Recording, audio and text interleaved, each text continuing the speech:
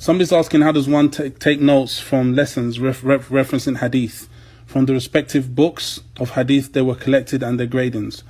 Okay, I mean, regarding taking knowledge, when you sit, especially when you sit with the scholars and the ulama, the key thing is to, when you're taking notes, to take notes of any particular wordings. Any particular wordings that makes this narration distinct. So you don't have to, if you can write the whole hadith, you can write the whole hadith.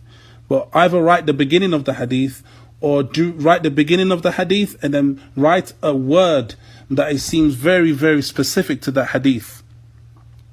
And then you go back home and then you research, you go through the books of hadith, and there's certain books of hadith which deal with the atraf, meaning the beginning, startings of narrations.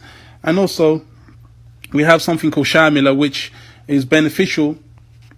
It's a program, and then you can type in the wording of that hadith, particular term or word or part of the hadith, and then you can search through the books library that they have there. And then once you found it on the Shamila, it would refer you to the original text. So you go to your library, and you always have to combine, if you're using Shamila, the program, with going back to your maktaba and your library, and then you look for the hadith in the book, whether it is the Musnad of Imam Ahmed, you look for the number of the hadith, and then you go to the Musnad, and believe me, the taste is more delightful when you find the hadith in the actual books of Imam Ahmed.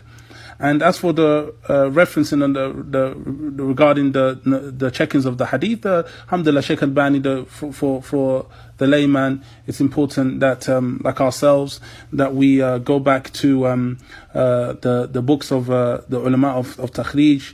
The books of Takhrij would have checked the books of hadith, like the books of Silsila Sahiha of Shaykh Al-Albani, and his checking of Sunnah Abi Dawood and Nasa'i and the rest of those Sunan.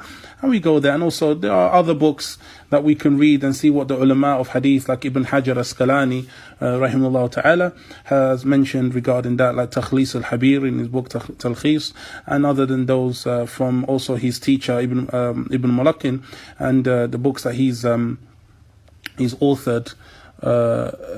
in Takhrij, Badul Munir, and other than those books where we can get some ideas on some of his statements as relates to some certain hadith.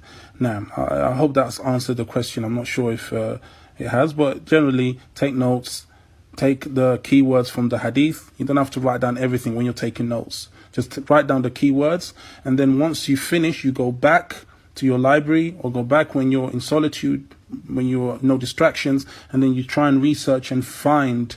As we're students, we're seeking knowledge, so you have to go and find that hadith, and then read around the hadith, read around the explanations, check the authenticity from the books of hadith, and shows you the importance of having a maktaba and a library. This is what I've been advised by those who preceded me from the Talabat al-Ilm and the Mashayikh, and have a daftar and have an exercise book where you can write down these benefits and so forth.